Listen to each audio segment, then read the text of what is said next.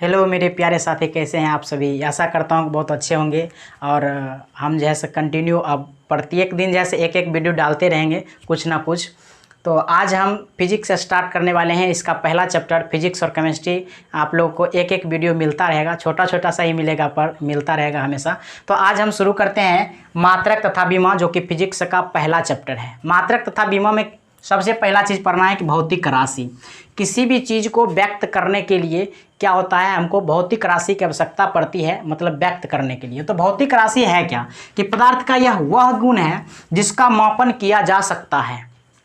पदार्थ का वह गुण है जिसका मापन किया जा सकता है, भौतिक राशि का। अब भौतिक राशि को व्यक्त करने के लिए मात्रक की आवश्यकता। इन मात्रकों को व्यक्त करने के लिए इसमें जो है दो प्रकार की राशियों की आवश्यकता होती है। जैसे कि हम 2 केजी ले लें या 2 मीटर ले लें, तो ये दो क्या है, 2 है संख्यात्मक मान और m क्या है, ये मीटर क्या है, मात्रक है।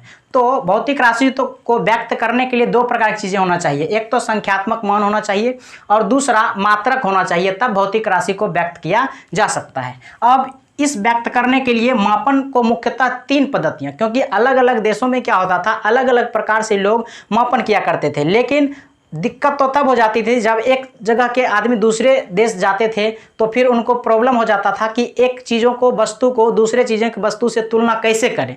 तो इस दिक्कतों को बहुत ज़्यादा सामना करना पड़ रहा था। तो इसके लिए सबसे पहले मापन की मुख्यतः 3 पद्धतियां आई, जो अलग अलग देशों में अलग अलग प्रकार से मापन की पद्धतियां अपनाई जाती थी। ये सीजीएस पद्धति, ये फ्रेंच पद्धति थी, फ्रांसीसी पद्धति थी। इसी को मेट्रिक पद्धति भी कहा जाता है। सीजीएस का मतलब क्या, 3 प्रकार की चीज़। सबसे पहला नंबर तो ये जो सी है, सेंटीमीटर, ग्राम और सेकेंड। तो इसमें क्या होता था, 3 प्रकार की चीज़ को मापता था। कोई भी आदमी कहीं भी जाता था तो सबसे पहले नंबर तो लंबाई कितना है, इस लंबाई को मापने का काम करता था। उसके बाद कोई भी चीज़ का वजन कितना है, इसको। उसके बाद फिर वहाँ का समय को मेजरमेंट करने के लिए। ये 3 प्रकार के मुख्य चीज़ों को मापन करने के लिए लोग मात्रक का बनाया करते थे। तो ये लंबाई और ये ग्राम जो है सो वो द्रव्यमान का और सेकेंड समय का हुआ करता था। उसी तरह से एफपीएस पद्धति ब्रिटिश में बहुत ज़्यादा प्रचलन था। तो ब्रिटिश पद्धति में जो है फुट पाउंड सेकेंड चला करता था। फुट यानी कि लंबाई को फुट में मापता था और पाउंड जो है वजन को, द्रव्यमान को पाउंड में और सेकेंड समय को मापने का काम करता था। उसके बाद एमकेएस पद्धति, मैट्रिक पद्धति, जो कि सीजीएस पद्धति को भी मैट्रिक और एमकेएस पद्धति को भी मैट्रिक पद्धति कहा जाता था। ये एमकेएस पद्धति आप देखिए, ये भी क्या है, मीटर, किलोग्राम और सेकेंड। ये भी मतलब कि लंबाई, द्रव्यमान और समय को मापने का काम किया करता था। तो इसको क्या किया गया, बाद में जाकर के बोला क्या, अलग अलग देश में अलग अलग प्रकार के मात्रक होंगे तो वहाँ समझने में फिर दिक्कत होगा। मान चलिए कोई आदमी यहाँ पर गया, यहाँ पर सेंटीमीटर में मापा, कोई फुट में मापा, अब पता ही नहीं चल पाता था कि कितना सेंटीमीटर का कितना फुट होगा। फिर उसके बाद यहाँ पर आने के बाद यहाँ पर मीटर हो गया, यहाँ सेंटीमीटर था, यहाँ पर मीटर हो गया। अब वो बहुत ज़्यादा दिक्कत होने लगता था।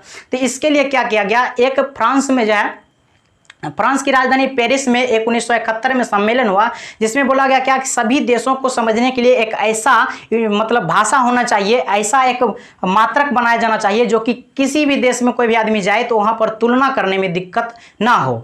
जब पेरिस फ्रांस में वो सम्मेलन हुआ 1971 ईस्वी में, पेरिस फ्रांस की राजधानी में, तो वहाँ पर एक इंटरनेशनल सिस्टम बनाया गया कि किसी भी देश में जाने के बाद वहाँ पर भाषा समझ सके, उसको मेजरमेंट कर सके, तुलना कर सके। इसके लिए क्या किया गया, इंटरनेशनल सिस्टम बनाया गया।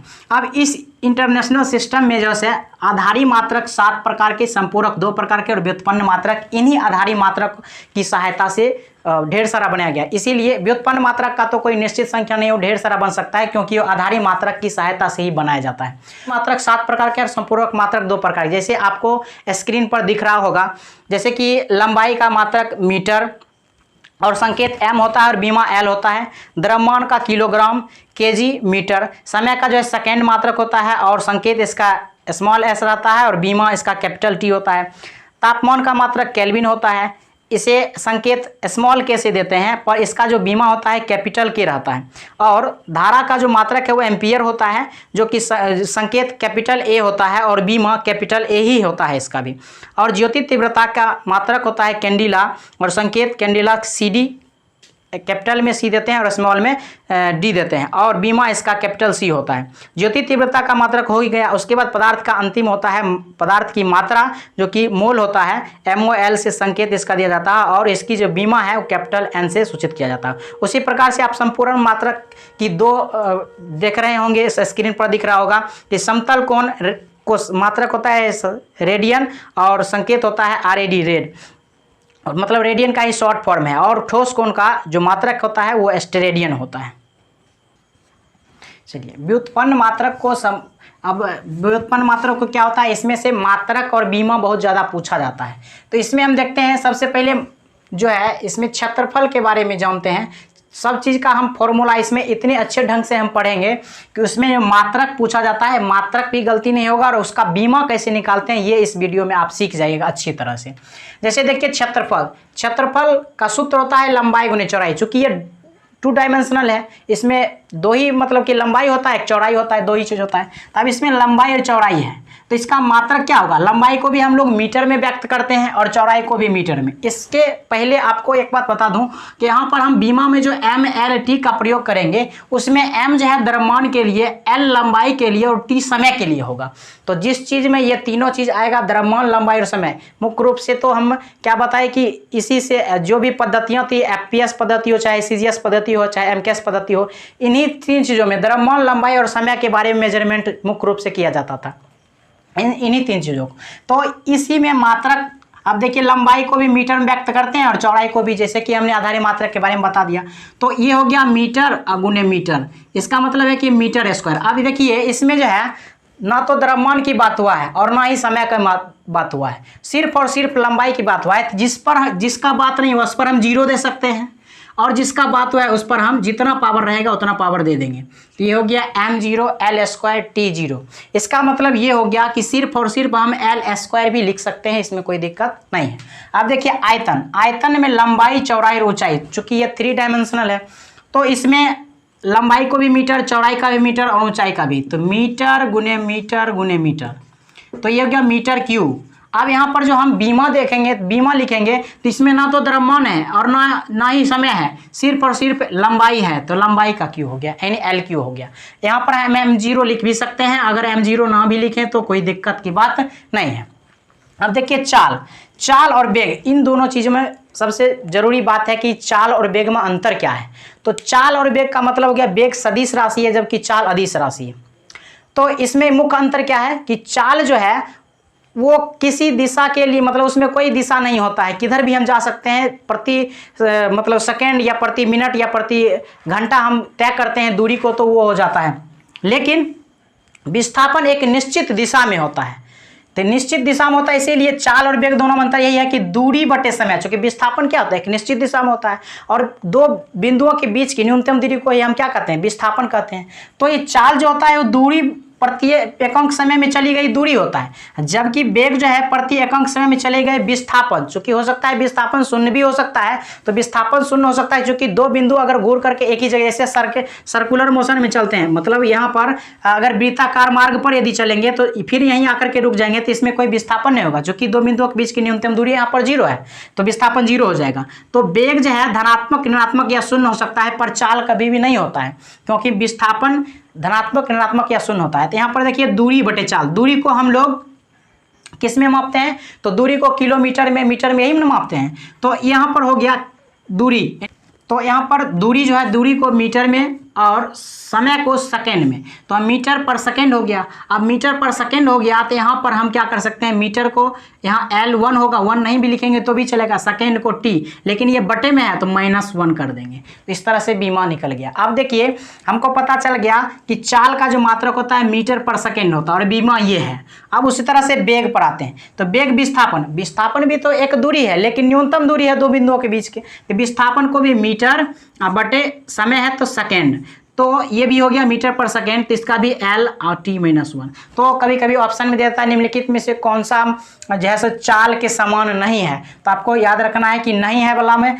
ये हो सकता है दोनों दे देगा, दोनों ऑप्शन में, या पूछ सकता है कि कौन सा समान है, तो चाल और वेग का जो मात्रक होता है या बीमा होता है दोनों बराबर ही होता है, एक ही जैसा होता है। अब देखिए त्वरण का आते हैं। तो त्वरण, अब हम वेग के बारे में जान गए कि वेग का मात्रक होता है मीटर पर सेकेंड। तो अब यहाँ पर त्वरण निकालेंगे, क्योंकि वेग में परिवर्तन की दर को ही क्या कहा जाता है, त्वरण कहा जाता है। मतलब प्रति सेकंड कितना वो वेग बदल रहा है, उसी को कहते हैं हम लोग त्वरण कहते हैं। तो वेग का मात्रक हम जान चुके हैं कि मीटर प्रति सेकंड होता है, और समय तो एक पहले से भी था, तो इसका जो मात्रक हो गया मीटर प्रति सेकंड स्क्वायर हो गया। तो त्वरण का मात्रक हो गया मीटर प्रति सेकंड स्क्वायर। अब इसका बीमा लिखेंगे तो कैसे लिखेंगे, क्योंकि मीटर है, इसमें द्रव्यमान तो है नहीं, तो मीटर लंबाई यानी कि इसमें m0 लिख सकते हैं, नहीं भी लिखेंगे तो चलेगा।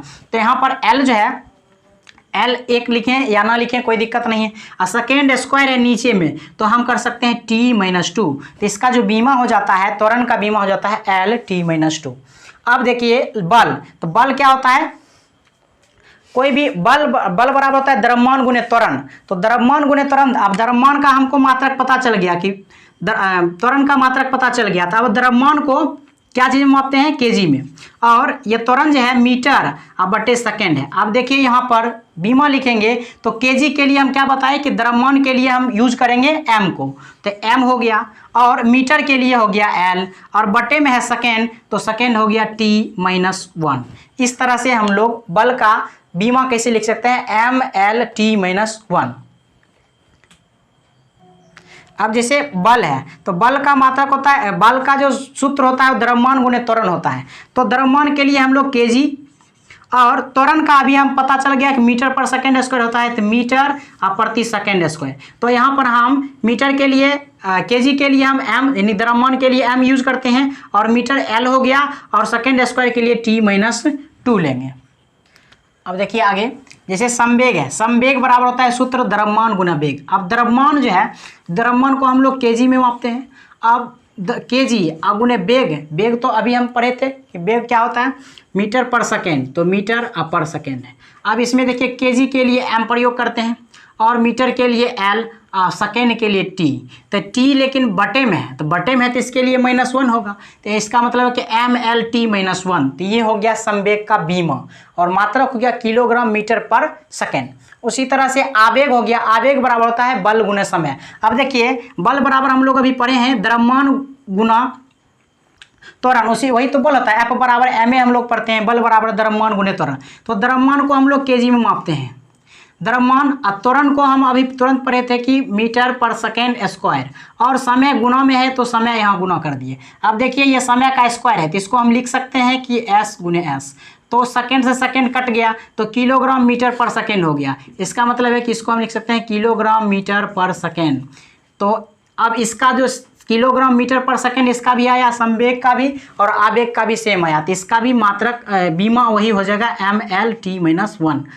मतलब मात्रक और बीमा दोनों बराबर हो गया संवेग और आवेग का। अब देखिए दाब का मतलब होता है सूत्र बल बटे क्षेत्रफल। अब दाब क्या होता है, किसी एक निश्चित क्षेत्रफल हम क्या करते हैं, बल लगाते हैं, बल लगाते हैं तो वही तो प्रेशर होता है, वही दाब होता है। तो दाब बराबर हो गया बल बटे क्षेत्रफल। अब बल का मात्रक किलोग्राम मीटर पर सेकेंड स्क्वायर, किलोग्राम मीटर प्रति सेकेंड स्क्वायर होता है, और क्षेत्रफल जो है, क्षेत्रफल का मीटर स्क्वायर होता है, तो मीटर गुने मीटर लिख सकते हैं। अब देखिए ये मीटर से ये मीटर कट जाएगा तो क्या हो गया, ये हम लिख सकते हैं कि किलोग्राम बटे सेकेंड स्क्वायर और मीटर, इस तरह से लिख सकते हैं। अब किलोग्राम है तो इसके लिए हम एम का प्रयोग करेंगे, ठीक है, द्रव्यमान हो गया। अब सेकेंड स्क्वायर है तो ऊपर जाएगा तो t-2, और मीटर है तो इसमें हो जाएगा क्या, ये मीटर में है ये सेकेंड, तो t का प्रयोग करेंगे। उससे पहले हम l लिखेंगे, तो l के लिए हम क्या करेंगे, -1 लगाएंगे। इस तरह से m l-1 t-2 हो गया, इस तरह से। उसके बाद पृष्ठ तनाव, पृष्ठ तनाव का होता है बल बटे लंबाई। अब बल का किलोग्राम मीटर पर सेकेंड, बल बराबर होता है द्रव्यमान गुणे त्वरण, तो केजी मीटर पर सेकेंड स्क्वायर, और लंबाई के लिए हम m का प्रयोग करेंगे मीटर, तो मीटर से मीटर कट गया, तो इसका मतलब इसका मात्रक हो गया किलोग्राम प्रति सेकेंड स्क्वायर। अब पृष्ठ तनाव का हो गया किलोग्राम प्रति सेकेंड स्क्वायर, और किलोग्राम को m, किलोग्राम के लिए सेकेंड के लिए l तो 0 हो जाएगा, t यहाँ पर कर सकते हैं -2, या l हम l नहीं लिखें तो भी चलेगा। अब देखिए घनत्व है, घनत्व बराबर होता है द्रव्यमान बटे आयतन। तो द्रव्यमान के लिए हम केजी का प्रयोग करेंगे, और आयतन के लिए मीटर क्यू का, तो इसमें हम लिख सकते हैं, इसमें केजी के लिए m प्रयोग होगा, और l लंबाई के लिए l -3, और t तो यहाँ पर 0 है, उसी तरह से कार्य बराबर बल गुणे विस्थापन। तो बल बराबर, बल क्या होता है, बल बराबर द्रव्यमान गुणे त्वरण। तो द्रव्यमान गुणे त्वरण हो गया तो किलोग्राम मीटर पर सेकेंड स्क्वायर, और गुना हो गया विस्थापन। तो विस्थापन भी क्या है, ये मीटर में ही होगा, तो ये मीटर। इसका मतलब हो गया कि इसको हम लिख सकते हैं किलोग्राम मीटर स्क्वायर प्रति सेकेंड स्क्वायर। अब देखिए केजी के लिए एम प्रयोग हो गया, मीटर स्क्वायर के लिए हम एल स्क्वायर लिख सकते हैं, और सेकेंड नीचे है तो टी -2 लिख सकते हैं। इस तरीके से हम आगे फिर करेंगे। अब जैसे हो गया शक्ति, शक्ति बराबर होता है, सूत्र होता है कार्य बटे समय। कार्य का किलोग्राम मीटर प्रति सेकेंड स्क्वायर, और समय एक पहले भी है तो सेकेंड। इसका मतलब इसको हम लिख सकते हैं किलोग्राम मीटर स्क्वायर प्रति सेकेंड क्यू। तो इसमें देखिए केजी के लिए एम, और मीटर स्क्वायर के लिए एल पर पावर 2 हो जाएगा, और सेकेंड क्यू के लिए -3, क्योंकि बटे में है इसीलिए। अब देखिए भार, भार डब्ल्यू बराबर क्या होता है एम जी, द्रव्यमान गुणे गुरुत्वीय त्वरण। तो गुरुत्वीय त्वरण, तो द्रव्यमान को हम केजी में मापते हैं और गुरुत्वीय त्वरण को मीटर पर सेकेंड, यही तो होता है। तो हम किलोग्राम मीटर पर सेकेंड स्क्वायर तो हम लिख सकते हैं इस तरह से। तो केजी के लिए हो जाएगा एम, और मीटर के लिए एल हो जाएगा, और सेकेंड स्क्वायर के लिए T-2। इस तरीके से हम अन्य कई भी मात्रक को बना सकते हैं। कुछ और जैसे मात्रक होते हैं, जैसे हो गया प्रकाश वर्ष। प्रकाश वर्ष क्या होता है, एक वर्ष में चली गई सूर्य की जो लाइट है उसी को कहा जाता है प्रकाश वर्ष, यानी कि 1 सेकेंड में 3 लाख किलोमीटर जाता है प्रकाश। तो इस तरह से 1 साल में कितना जाएगा, तो वही हो जाता है एक प्रकाश वर्ष। तो बहुत बार ये पूछा जाता है कि प्रकाश वर्ष किसका मात्रक है, तो ये प्रकाश वर्ष जो है यह दूरी का ही मात्रक है। तो ये हो जाता है 9.467 × 10⁻15 मीटर, या इसी को हम किलोमीटर में यदि हम 1000 से भाग देंगे तो 3 इसमें घट जाएगा। इसका मतलब हो गया 9.46 × 10⁻12 किलोमीटर। इस तरह से ऑप्शन फंसा सकता है, इसीलिए आप लोग ध्यान थोड़ा दीजिएगा कि 15 मीटर हो या 12 किलोमीटर हो तो सही है। और उसके बाद एक और दूरी का सबसे बड़ा मात्रक होता है पारसेक।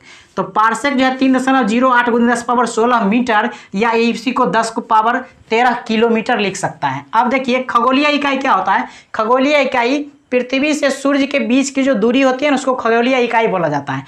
इसका जो दूरी है 1.496 × 10⁻11 मीटर होता है। और उसके अलावा 2 और भी इम्पोर्टेंट है, प्रतिदीप्त की इकाई लक्स और प्रतिदीप्त पुंज की इकाई ल्यूमेन होता है। इसके अलावा जितने भी घात के रूप में जो भी चीज़ लिखा जाता है, जैसे मिली, माइक्रो, नैनो, पिको, फेम्टो होता है, इसको हम अभी स्लाइड लगा दे रहे हैं, आप लोग इसको ध्यान से याद कर लीजिएगा। आशा करता हूं कि बहुत अच्छा से आप लोग को ये समझ आया होगा। इसी तरह से हमको लाइक, कमेंट, शेयर करते रहें और हमारा उत्साह बढ़ाते रहें। आपके लिए हम एक से एक अच्छे से अच्छे वीडियो लाता रहूँगा। जय हिंद।